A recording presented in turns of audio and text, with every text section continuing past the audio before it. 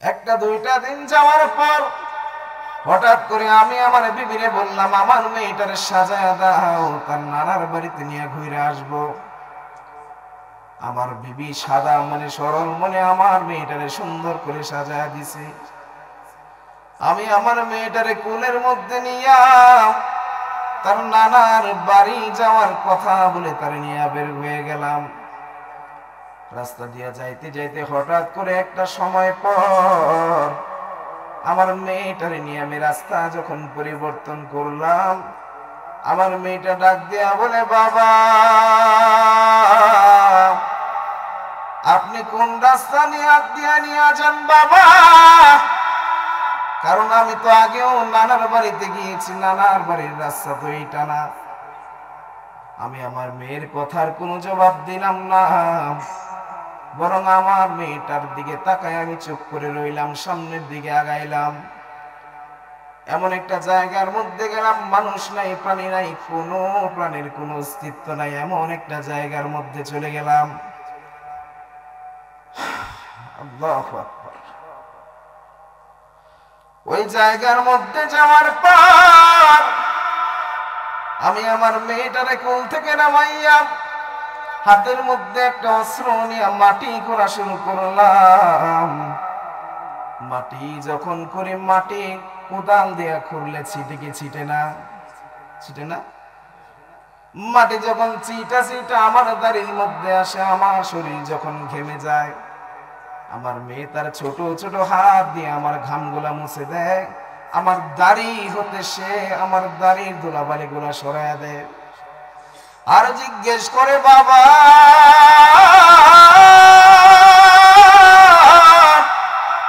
কিসের জন্য আপনি গর্ত ঘুরেন গো বাবা?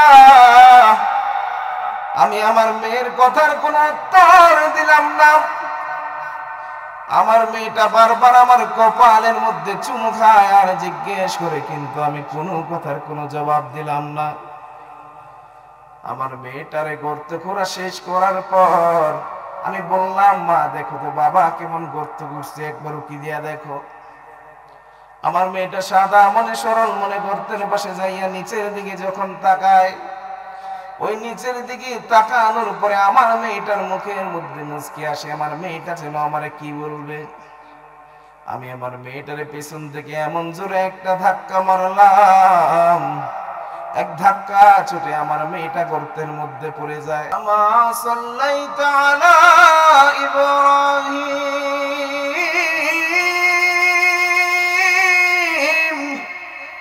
ওয়া আলা আলি ইব্রাহিম ইন্নাকা হামিদুম মাজিদ। اللهم بارك على محمد وعلى آل محمد كما باركت على إبراهيم وعلى آل إبراهيم إنك حميد مجيد। আলহামদুলিল্লাহ।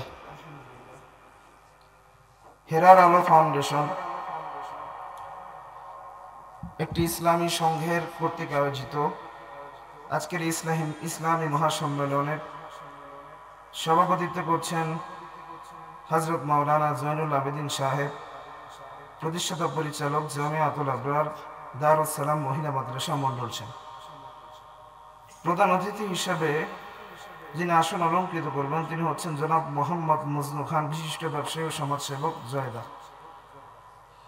আমার পূর্বে আলোচনা করেছেন সারা বাংলার আলোড়ন সৃষ্টিকারী উদীয়মান তরুণ বক্তা হযরত মাওলানা উবাইদুল্লাহ ফুলপুরি দামাত বারাকাতুহুম। এছাড়া পর্দার অন্তরালের মা বোনেরা, সামনে উপস্থিত দিনপ্রিয় মুজাহিদিন ভাইয়েরা, সকলকে আজকের অনুষ্ঠানের পক্ষ থেকে শুভেচ্ছা।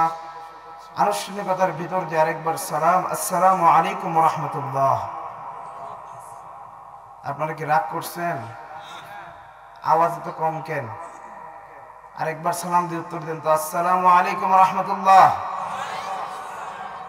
ভালো আছেন আপনারা? আল্লাহর কালাম আসতে হবে না জোরে হবে? তাহলে আর একটা আওয়াজ করে ইমানের জোরকে সর্বোচ্চ করে বলেন তো আলহামদুলিল্লাহ।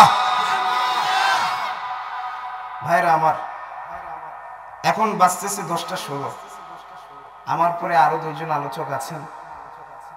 আমি সামান্য অল্প কিছু সময় কথা বলবো। যতক্ষণ কথা বলি আপনারা ইসলাহের নিয়তে, দিলকে পরিষ্কার করার নিয়তে শুনবেন তো ইনশাআল্লাহ? আরেকটু আওয়াজ করে বলেন ইনশাআল্লাহ। আল্লাহ তাআলা সবাইকে কবুল করুক, সকলে বলে আমিন। ভাইরা আমার, আমাকে আলোচনার বিষয়বস্তু দেওয়া হয়েছে নারীদের বিষয়ে। নারীদের বিষয়ে যেন কথা বলি। বলেন আমাকে, সমাজের মধ্যে যে মানুষদেরকে নিয়ে আমাদের সমাজ গঠিত, এই সমাজের থেকে যদি আপনি নারীদেরকে সরাইয়া দেন, সমাজ গঠন হবে?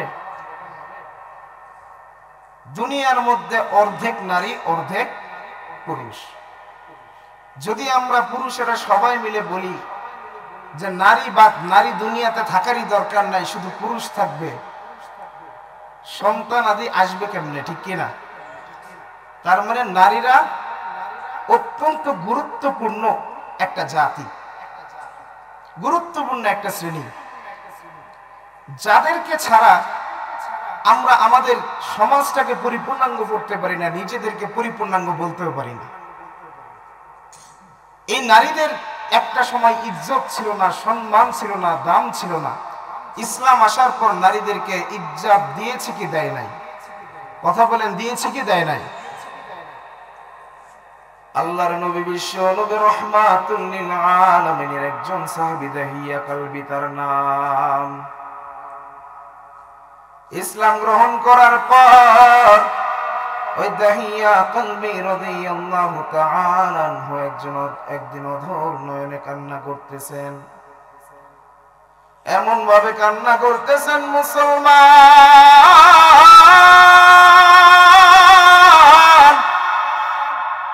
তার কান্না দেখে আমার নবীজি জিজ্ঞেস করলেন, ও দাহিয়া, কিসের জন্য তুমি এমন ভাবে কান্না করো রে? দাহিয়া কালবি রাদিয়াল্লাহু তাআলা আনহু বলেন, ইয়া রাসূলুল্লাহ, ইয়া হাবিবাল্লাহ, ওই জাহিলি যুগে আমার একটা মেয়ে সন্তান ছিল। ওই মেয়ে সন্তানটারে আমি জ্যান্ত মাটির নিচে পুঁতে ফেলছিলাম। তার মানে জাহিলি যুগের একটা আদর্শ ছিল এই। যখন ইসলাম আসে নাই, চেনচেন করতেছে, একটু ঠিক করেন না, এটা ভাই কষ্ট হচ্ছে, মাইকটা বিশ্রী আওয়াজ করতেছে, একটু ঠিক করেন। গভীর মনোযোগ দেন। জাহিলি যুগের একটা নিয়ম ছিল এই, যে মানুষেরা যদি নিজেদের ঘরে মেয়ে সন্তান হইতো, এটার জন্য লজ্জা বোধ করতো। কি বোধ করতো ভাই? কথা কি বুঝতেছেন না কষ্ট হচ্ছে? আমার সাথে একটু কথা বললেন, কথা বললে একটু বয়ানে মজা ভাই, কথা বুঝতে পারছেন তো? তো জাহিলি যুগের একটা নিয়ম ছিল এই, যখন মেয়ে সন্তান জন্মাইতো মানুষেরা লজ্জা বোধ করত। দাহিয়া কালবি রাদিয়াল্লাহু তাআলা আনহু বলেন, ইয়া রাসূলুল্লাহ,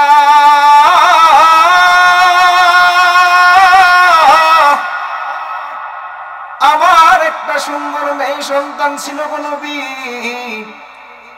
আমি আমার মেয়ে সন্তানটারে জাহেলি জামানায় নিজের হাতে আমি মাটির নিচে চাপা দিছি, অথচ আমার মেয়েটা জীবিত অবস্থায় ছিল। আল্লাহর নবী বিশ্ব নবী রাহমাতুল লিল আলামিন বলেন, সাহাবী আমার, তুমি তাড়াতাড়ি তোমার দিলের কথাগুলো আমার কাছে খুলে বলো। দাহিয়া কালবি রাদিয়াল্লাহু তাআলা আনহু বলেন, ইয়া রাসূলুল্লাহ, ওই জাহিলি জামানায় আমার বিবির পেটে যখন সন্তান আসে, আমি আমার বিবিরে বললাম, বিবি শোনো, তাড়াতাড়ি তুমি তোমার বাবার বাড়িতে চলে যাও। তোমার যদি ছেলে সন্তান হয়, ও সন্তানটারে সুন্দর করে গুছায় গেছে আমার কাছে আবার ফেরত আসবা। আর যদি মেয়ে সন্তান হয়ে যায়, ওই মেয়ে সন্তানটারে তুমি মাটির নিচে চাপা দিয়া তারপর চলে আসবা। দেখিয়া কালবি আমার নবীরে বলেন, নবী আমার, আমার বিবির পেট থেকে একটা মেয়ে সন্তান হয়েছিল, কিন্তু আমার বিবি আমার ভয়ে আমার কাছে ওইটা বলে নাই। কি বলছে? বলছে যে তার একটা মৃত সন্তান হয়েছে। কথা বুঝতেছেন?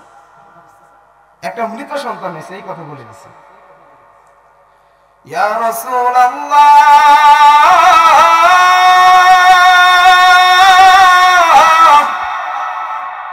আমার বিবি আমার কাছে স্বীকার করে নাই, আমার বিবি একটা বারের জন্য বলে নাই আমার যে মেয়ে সন্তান হয়েছে, কারণ আমার ভয়ে আমি যদি জানতে পারি ওই মেয়েটারে আমি গলা টিপে মেরে ফেলবো।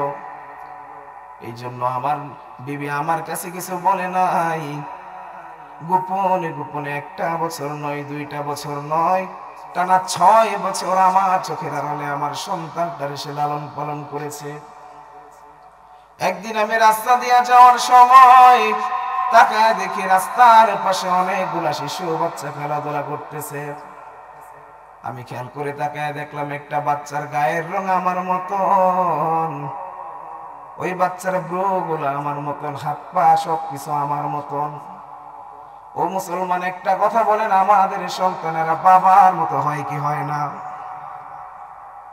দাহিয়া কালবি বলেন, ইয়া রাসূলুল্লাহ,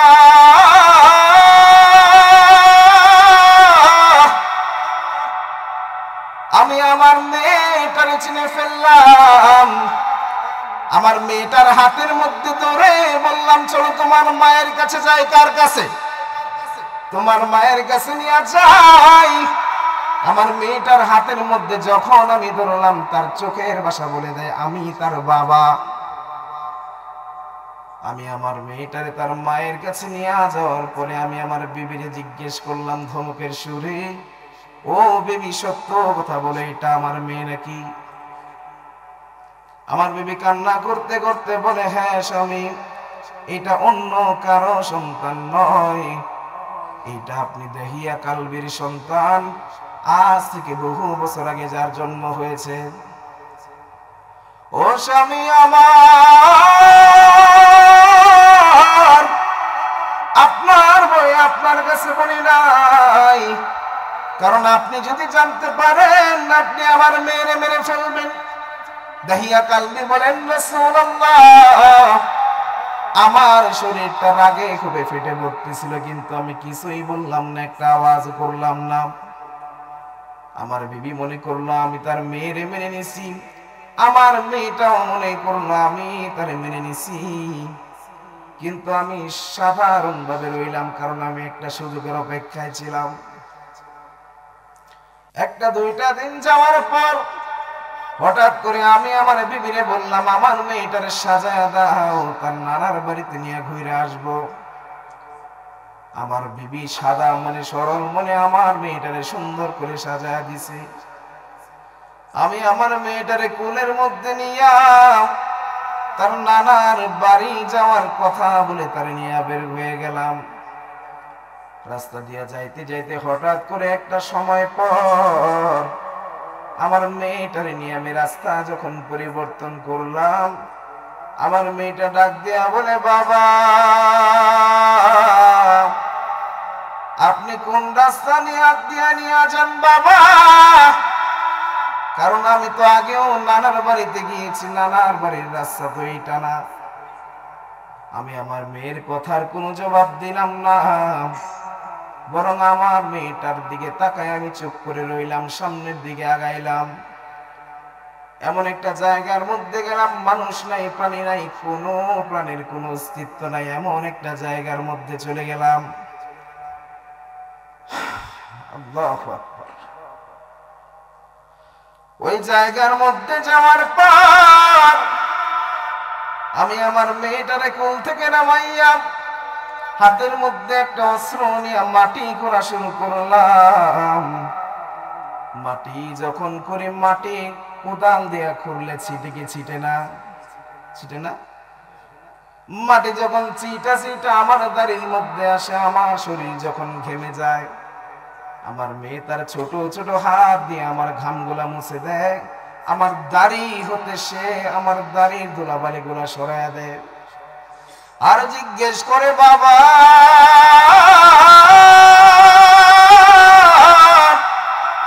কিসের জন্য আপনি গর্ত ঘুরেন গো বাবা? আমি আমার মেয়ের কথার কোনো উত্তর দিলাম না। আমার মেয়েটা বারবার আমার কপালের মধ্যে চুমু খায় আর জিজ্ঞেস করে, কিন্তু আমি কোনো কথার কোনো জবাব দিলাম না। আমার মেয়েটারে গর্ত খোঁড়া শেষ করার পর আমি বললাম, মা দেখো তো বাবা কেমন গর্ত করছে, একবার উকি দিয়া দেখো। আমার মেয়েটা সাদা মনে সরল মনে গর্তের পাশে যাইয়া নিচের দিকে যখন তাকায়, ওই নিচের দিকে তাকানোর পরে আমার মেয়েটার মুখের মধ্যে মুচকি আসে। আমার মেয়েটা যেন আমারে কি বলবে। আমি আমার মেয়েটারে পেছন থেকে এমন জোরে একটা ধাক্কা মারলাম, এক ধাক্কা ছুটে আমার মেয়েটা গর্তের মধ্যে পড়ে যায়। আমার মেয়েটা দুইটা হাত জোড়ো করে বলে, বাবা বুঝতে পেরেছি আপনি আমার দুনিয়ার মধ্যে রাখতে চান না, কিন্তু দুনিয়ার মধ্যে আর কোনোদিন আপনার কাছ থেকে বাবার কোন অধিকার চাইবো না, আজকের মতো ছেড়ে দেন। আমার দিলটা সামান্য পরিমাণ বলে নাই, নবী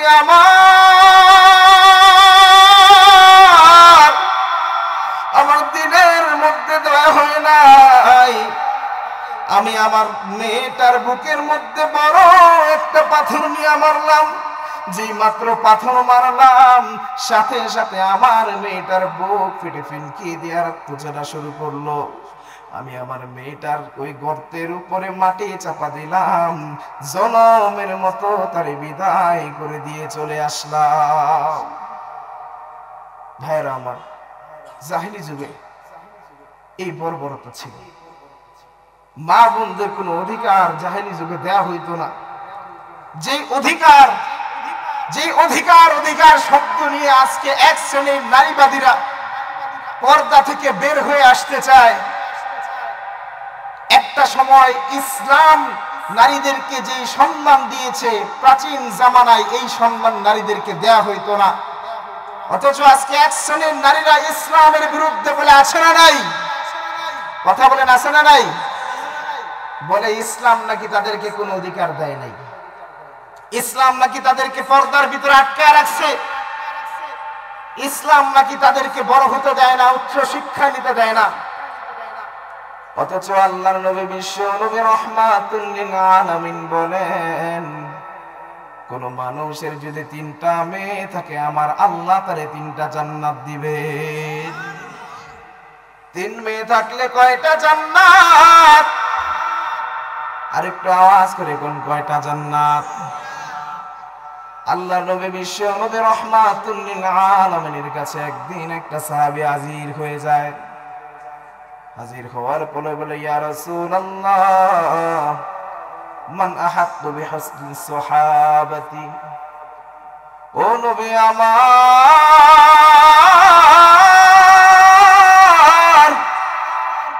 আমার কাছের মানুষের মধ্যে, আমার আত্মীয় স্বজনের মধ্যে উত্তম আচরণ পাওয়ার দিক দিয়ে সবচাইতে হকদার কি? আল্লাহর নবী বিশ্ব নবী রাহমাতুল লিল আলামিন বলেন, উম্মুকা, তোমার মা। কথা বলেন, কে? 1 নাম্বার কে? সাহাবী দ্বিতীয়বার আবার জিজ্ঞেস করে, সুম্মা মান? আমার নবীজি বলেন, 2 নাম্বার তোমার মা। এইবার সাহাবী আবার জিজ্ঞেস করেন, ইয়া রাসূলুল্লাহ সুম্মা মান? তারপরে কি? আমার নবীজি আবার সাদা মনে সুন্দর মনে মুস্কি হাসিয়ে দিয়া বললেন, তোমার। এইবার সাহাবী আবার জিজ্ঞেস করে, রাসূলুল্লাহ সুম্মা মান? তারপরে কে?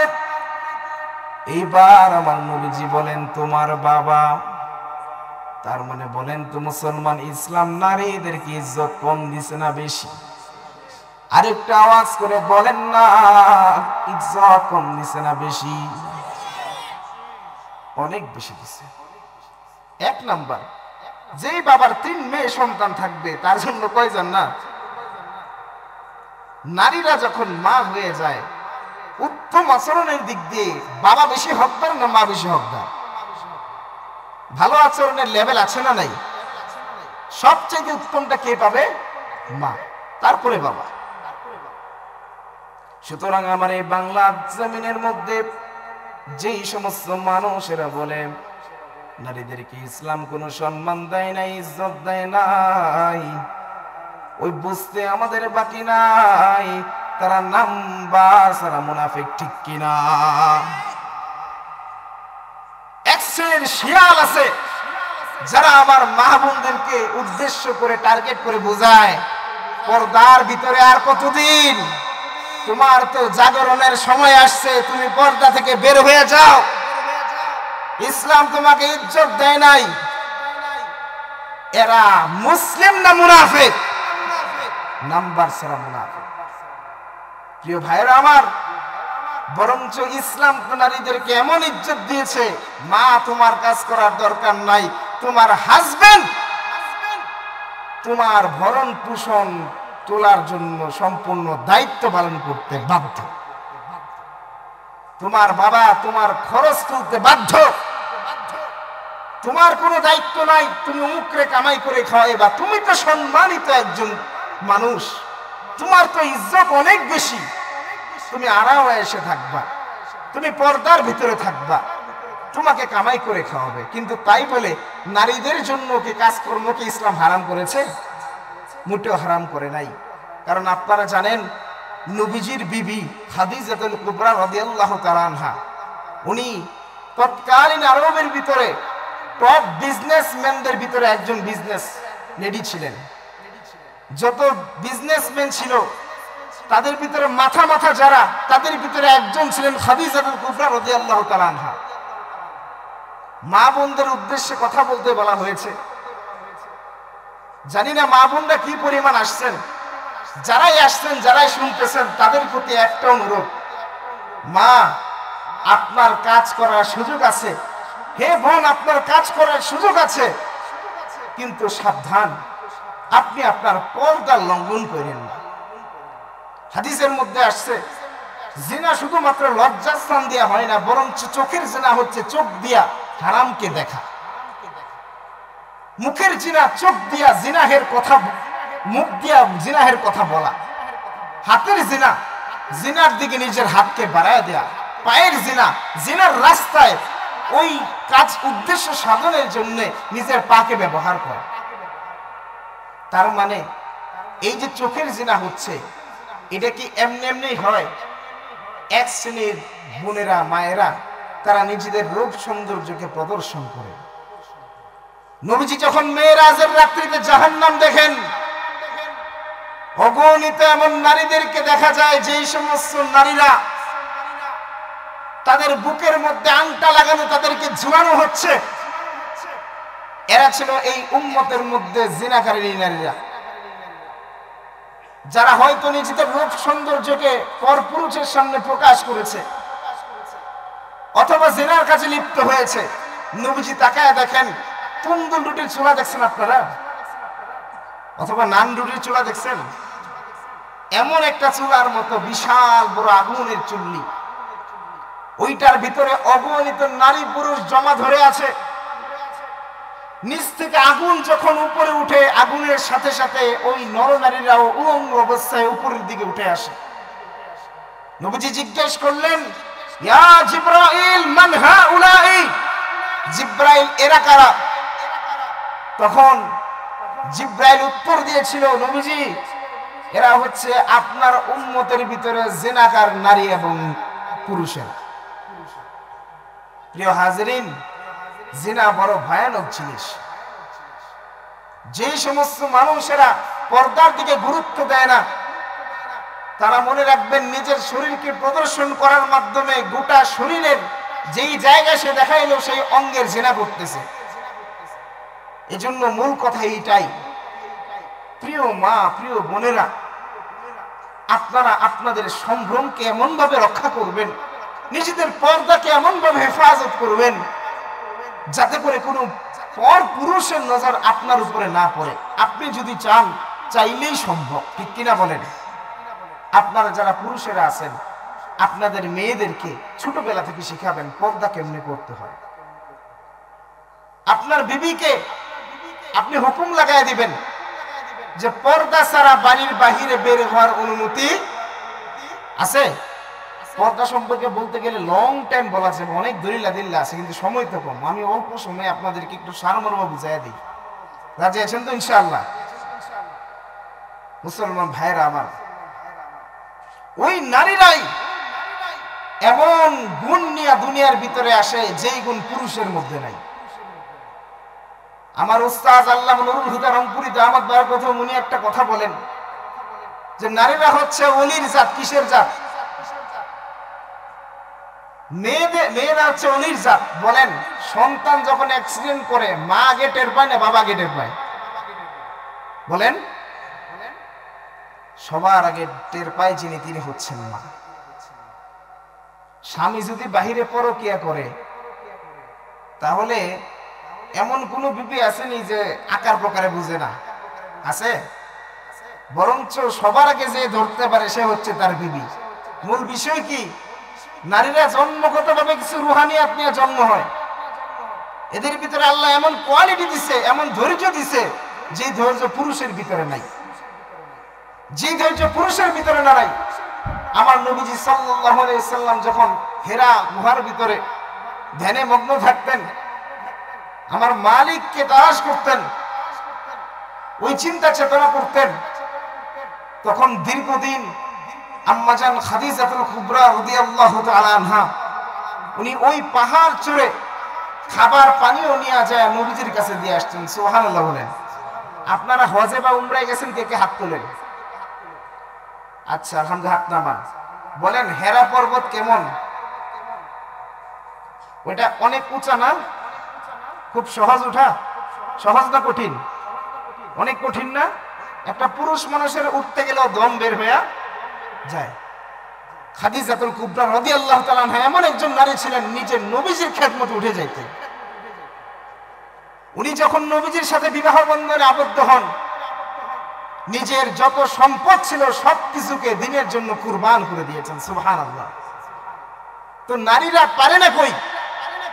নারীরা চাইলে পারে। আপনারা কি জানেন ইসলামের সর্বপ্রথম পর্যায়ের যে শহীদগণ ছিলেন তাদের ভিতরে প্রথম একজন নারী ছিলেন, ওই নারীর নাম ছিল সুমাইয়া রাদিয়াল্লাহু তাআলা আনহা। সুমাইয়া রাদিয়াল্লাহু তাআলা আনহা এমন একজন নারী ছিলেন যিনি ইসলামের জন্য মর্মান্তিকভাবে নিজের জীবনটারে কুরবানি করে দিয়েছেন। সুমাইয়া রাদিয়াল্লাহু তাআলা আনহা একজন দাসী ছিলেন। কি ছিলেন? ওই সময়কার কাফেররা নারীদেরকে ইজ্জত করত না মুসলমান, বরং এত পরিমাণ জুলুম, অন্যায়, অত্যাচার করত যে অত্যাচার সমাজের মধ্যে বর্তমানে নাই। একদিকে নারী, দুই নাম্বার দাসী। ওই সময়কার মানুষেরা দাসীদেরকে সামান্য পরিমাণ কোনো মূল্যায়ন করত না। টাকা দিয়া মানুষ কেনা বেচা করত। একটু ভেবে দেখেন ওই সময়কার মানুষের দাম কত নিচে ছিল। মুসলমান ভাইরা আমার, কথাগুলা দিলের কান দিয়া মনোযোগ দিয়া শুনবেন, বুঝতে পারবেন মা বোনেরা কি পারে আর না পারে। সুমাইয়া রাদিয়াল্লাহু তাআলা আনহার দায়িত্ব ছিল উনি কাবা ঘরের ভিতরে যে মূর্তিগুলা ছিল ওই মূর্তিগুলারে খাবার দেওয়া। কি দেওয়া? হিন্দুরা দেয় না? প্রসাদ দেখি দেয় না? এটা ঝাড়া পোছা করা, এটার সামনে প্রসাদ দেওয়া, এই জায়গায় বাতি জ্বালানো, এগুলার একটু একটু দায়িত্ব তার ছিল। ওনার পুত্র ছিল আম্মার। নাম কি বলেন? সবাই বলেন। উনি ইসলাম গ্রহণ করলেন। ইসলাম গ্রহণ করার পরে একদিন মাকে ডাক দিয়া বলে, মা, আপনি কোন মূর্তির ইবাদত করেন? যেই মূর্তি আপনারে খাওয়াইতে পারে না, পড়াইতে পারে না, যার রক্ষণাবেক্ষণ আপনি করেন, এই কোন মূর্তির গোলামি আপনি করেন? বরং আমাদেরকে যিনি খাওয়ান, যিনি পড়ান, যিনি হেফাজত করেন, তিনি কে? মুসলমান হয় নাই, হয় নাই, আরেকটু আওয়াজ করে বলেন তিনি কে? আমার আল্লাহ এমন এক রহমান,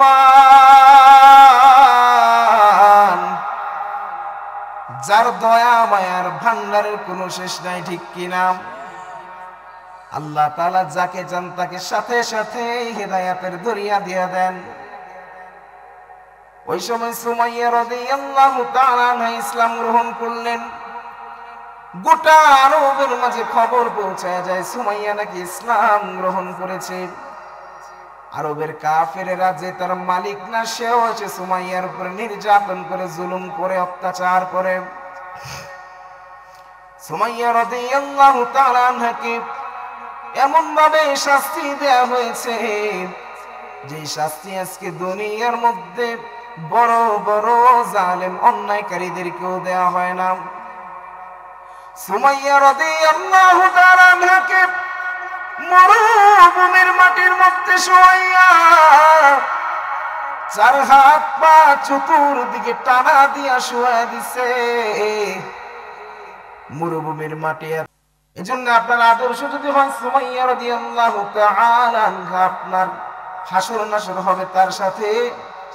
আর যদি আপনার আদর্শ হয় ইন্ডিয়ান নায়িকা, বাংলাদেশের নায়িকা, মনে রাখো রে মা, তোমার আদর্শ অনুযায়ী তোমার তাদের সাথেই হাসর হবে। এজন্য আমরা নবীর সাথে, নবীর পরিবারের সাথে হাসর নাসর চাই নাকি নাস্তিক বেঈমান কাফেরদের সাথে? বলেন নবীদের সাথে না কাফেরদের সাথে? আরেকটু যেরকম কাদের সাথে? আলহামদুলিল্লাহ, শ্রদ্ধেয় বড় ভাই হযরত মাওলানা মুফতি ওলিউল্লাহ বিন রফিক দামাত বারাকাতুহু মুনি স্টেজে আছেন। এখন কথা বলা বেয়াদবি। যতটুকু আলোচনা হয়েছে আল্লাহ তাআলা এতটুকুর উপরে আমাদেরকে সহি বুঝ দান করে আমল করার তৌফিক দান করুক, সকলে বলি আমিন। যাই হোক সম্মানিত হযরত, উদ্দেশ্য একটাই আমাদের, সেটা কি? জান্নাতে যাওয়া। সবাই বলেন কি? কই যাব আমরা?